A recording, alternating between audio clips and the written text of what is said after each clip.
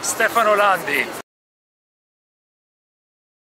c'est quelqu'un de grand qui a fait beaucoup de choses, qui est parti de rien et avec beaucoup de travail, avec beaucoup de motivation, il a réussi à faire de grandes choses en Europe, aux États-Unis et surtout il a touché beaucoup de gens et ça c'est ce qui est important et ça c'est son dernier exemple, avoir créé cette conférence de l'AI ici en Europe de zéro.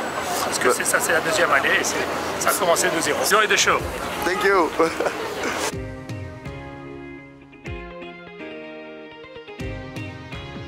Président du département des Alpes-Maritimes, et je trouve que cet événement que nous avons monté à la ville de Cannes avec les partenaires de la Maison de l'Intelligence Artificielle, dont le ministre Jean Leonetti, le président de la Chambre de Commerce et d'Industrie, le président de l'Université Côte d'Azur, est un événement qui nous fait rentrer de plein pied dans le monde nouveau que l'on connaît tous, parce que dans le quotidien il est présent, c'est l'intelligence artificielle, que ce soit sur la commercialisation, que ce soit sur le monde de l'entreprise, que ce soit sur le monde du social, que ce soit sur le monde du risque.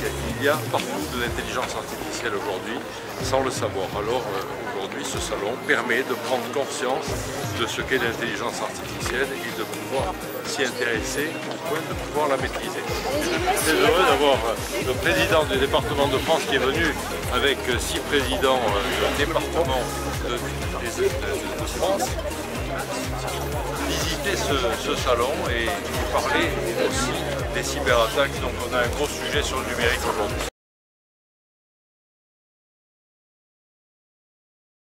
On pense bien puisqu'on en est à l'initiative avec Charles Anginesi dans le département. On voulait depuis longtemps organiser un événement sur l'intelligence artificielle et donc c'est un événement qui à la fois qui est devenu le leader mondial en rassemblement de professionnels de l'IA, de faire le lien avec toutes ces initiatives qui sont prises localement, à la fois par le département qui a été proactif dans le cadre du Smart Deal voulu par le président Anginesi, Sophia Antipolis avec Jean Leonetti qui est toujours notre fierté azuréenne en matière de nouvelles technologies. Donc il y a un écosystème, comme on dit de façon un peu pompeuse, qui se met en place à la fois par de la présence d'entreprises, par de la recherche, par l'expérimentation, par des laboratoires, par aujourd'hui de l'événementiel et on sait que c'est là que se crée l'énergie de la rencontre et puis en espérant qu'on aura aussi des filières réellement industrielles à terme de production, mais ça renvoie à des problématiques de compétitivité qui nous dépassent aujourd'hui.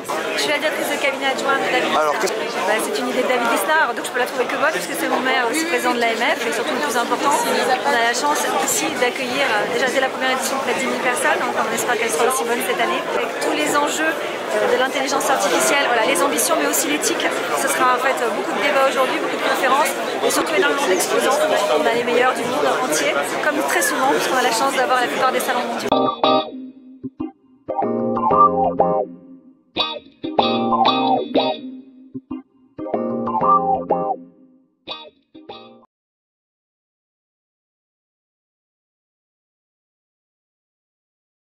Bon, je m'appelle Sylvain Ordureau, je suis président de Visua.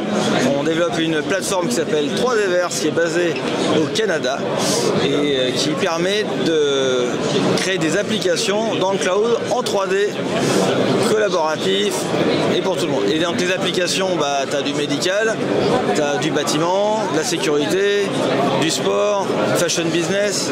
Alors pour le sport, c'est un vertical. L'idée c'est que avec des caméras posées dans le stade, des caméras classiques, pas en mettre 200 mais juste quelques caméras, moins d'une dizaine, on est capable de voir le jeu et de capturer les poses, c'est-à-dire les postures. On appelle ça estimation pose, et on va estimer la posture à chaque image de chaque joueur.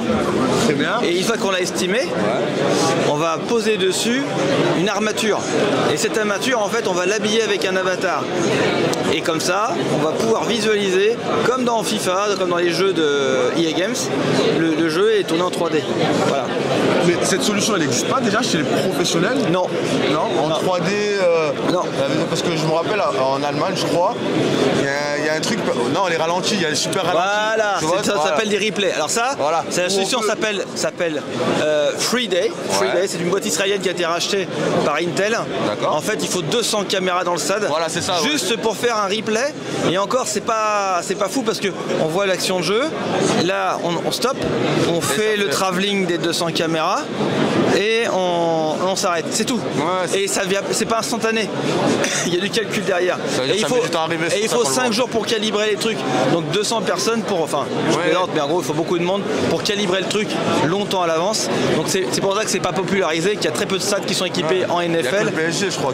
Le PSG en France, mais sinon aux États-Unis, il y a 5 stades et 1 ou 2 pour la NBA. D'accord. Mais c'est pas plus une solution 3D. Voilà. En fait, on va pouvoir regarder la densité de jeu. On peut même mettre la caméra virtuelle à l'intérieur du jeu, comme ça, du joueur, comme ça, on voit effectivement tout son champ de vision au moment de l'action. Donc pour le coach, il peut donner plus d'indications et mieux comprendre comment son joueur a pris en tournant la tête l'information, comment aussi certains joueurs peuvent ressentir spatialement la présence de certains joueurs et surtout les millisecondes d'inférence, c'est-à-dire que ta capacité à recevoir une information, c'est 4 millisecondes. On tape sur la main, ça te met 4 millisecondes.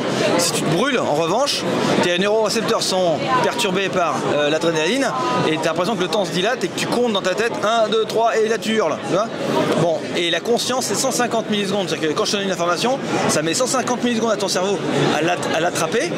La digérer, ça prend encore un peu plus de temps. Et il te renvoie une information en te disant il y a 150 millisecondes, tu as dit ça, et tu as l'impression que c'est instantané. Mais en fait, tout ça, c'est. Voilà.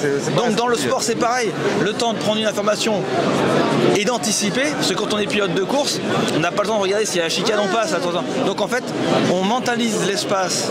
C'est pour ça que tu as des gens qui marquent des paniers sans regarder, parce qu'ils ont en fermant les yeux, ils savent où ils sont. Voilà. Là, en fermant les yeux, par exemple, on sait à peu près où on est orienté.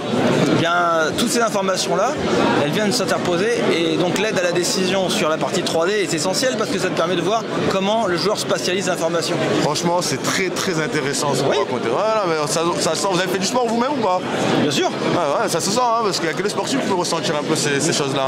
Parce que la prise de décision, elle est très très importante. Et on sait qu'au plus haut niveau, ça se joue sur des détails, sur des millisecondes. Alors c'est vrai aussi en chirurgie, quand tu as tu veux un deuxième avis, tu dois en avoir un gars qui est à côté de toi. Et en fait, pour que tu sentes sa présence, il faut que cette latence de communication entre l'un et l'autre soit aux alentours de 50-150 millisecondes.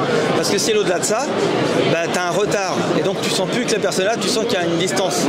Donc voilà, c'est pareil, le eye contact, de se voir de machin.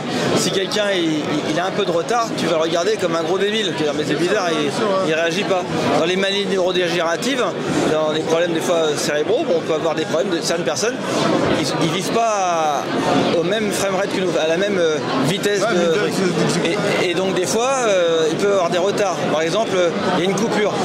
Et en fait, cette coupure, ils la sentent pas. Donc ils passent de la seconde à la 3e seconde instantanément. Du coup, il leur manque des images.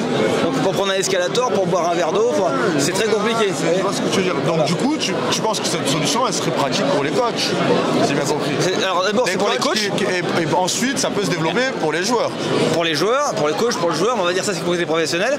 Mais après aussi pour les VIP, pour voir une expérience en réalité virtuelle, tu es sur le terrain. Voilà. Et au final, dans quelques années, ça sera pour le grand public, pour que la fan zone puisse revoir le match ou certaines parties du match, certaines actions de match, en vrai 3D avec ses lunettes ou avec sa tablette. Et puis dans le futur, bien sûr, pouvoir suivre le match complètement. Est-ce que vous êtes allé, parce que là vous me parlez du côté spectateur, je parle plus du côté formateur.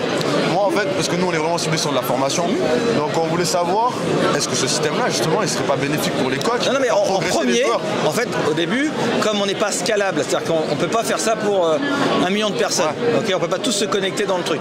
Il n'y a pas assez de serveurs, il n'y a pas encore les infrastructures cloud ni la 5G pour ça. Donc au début, ça va être un truc de niche. Donc les coachs. Mais moi, je suis pas coach. J'ai fait du sport. Je sais à peu près à quoi ça peut servir. On a parlé de restauration. Bon, on fait faire des squats à un joueur. On veut vérifier que dans la répétition, il n'y a pas un truc qui flambe. Donc voilà. Quoi. Ok, ben nickel. Je ne vais pas vous retenir plus longtemps. Je pense que déjà on en sait pas mal. Donc merci beaucoup et bonne chance pour la suite. Ok, merci. Merci à vous.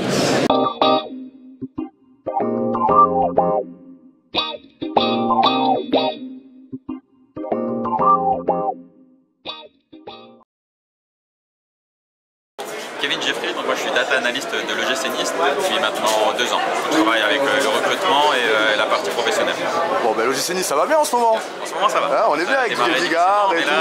Depuis l'arrivée de Didier, c'est vrai que les résultats sont très positifs, le contenu aussi, donc on est content. Et c'est grave, je pense aussi à un peu des personnes comme vous qui travaillent dans l'ombre. On essaie d'apporter notre plus-value. Ouais, c'est très intéressant parce que ça fait partie de l'avenir, donc forcément c'est des choses qui ne sont peut-être pas encore connues du grand public, mais en tout cas ça arrive, il y a beaucoup de choses dans beaucoup de secteurs, y compris pour nous le football professionnel, il y a beaucoup de choses qui vont arriver qui vont être très intéressantes. Donc c'est le bon moment et le bon moyen de découvrir des choses auxquelles on n'aura pas forcément accès autrement. Dans le foot, il y a quelques entreprises qui existent. Pour l'instant, c'est plutôt de l'analyse prédictive, notamment par exemple pour les performances, l'analyse des blessures ou des blessures potentielles. Il y a aussi des choses où on peut revivre certaines situations grâce à ça, on peut découvrir des schémas préférentiels grâce à l'intelligence artificielle. Donc c'est pas encore totalement à maturité, en tout cas pour le professionnel, mais ça arrive, ça se développe et c'est ça qui est intéressant. Si on aura besoin, mais ça sera toujours utile, c'est comme les statistiques, moi c'est mon domaine, c'est utile, c'est intéressant, ça nous plaît, tout le monde, on est tous contents d'avoir nos statistiques, etc. Le seul problème, c'est le nerf de la guerre, c'est l'argent, c'est que c'est un coût, c'est des caméras, des choses comme ça, donc mais j'espère que ça va arriver, plus on a d'accès, mieux c'est pour nous. Je vous tiens sur ce sujet, la stat, est-ce que vous pensez qu'elle est utile dans le football? Elle est très utile, alors c'est pas la parole d'évangile, c'est-à-dire qu'il ne faut pas se baser uniquement là-dessus, c'est vraiment un outil complémentaire, un outil de la décision, mais c'est très utile, notamment pour le recrutement, pour les performances. Si on peut avoir 1 ou 2% d'amélioration par rapport au reste, dans le sport pro c'est tellement important, donc c'est fondamental et c'est mon travail, donc c'est ma paroisse.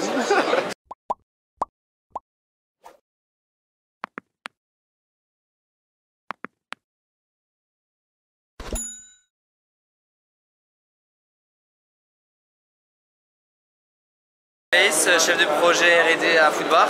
On développe une solution technique qui permet de produire et collecter les données, notamment pour n'importe quel utilisateur du joueur de foot.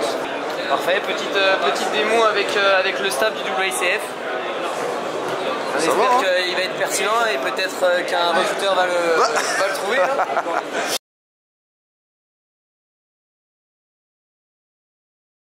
C'est ça, on est sur deux solutions totalement différentes.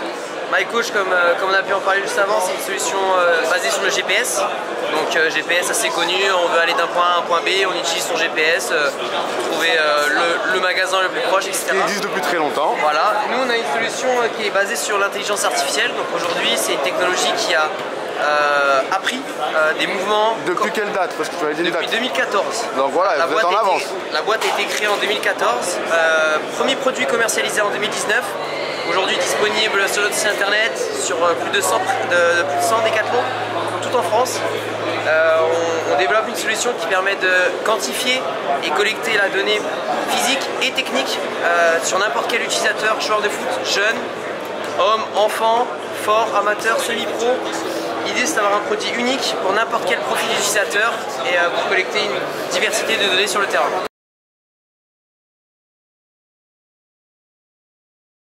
Ça, on a commencé, comme vous avez dit, il y a plusieurs années. On a vraiment, en fait, notre intelligence artificielle, c'est comme un petit cerveau, un petit enfant qui commence l'école dès son plus jeune âge et qu'au fur et à mesure des années, il apprend, il se perfectionne, il devient meilleur de jour en jour. C'est comme ça notre intelligence artificielle qu'elle permet aujourd'hui d'avoir un niveau pertinent pour la collecte de données sur le monde du football.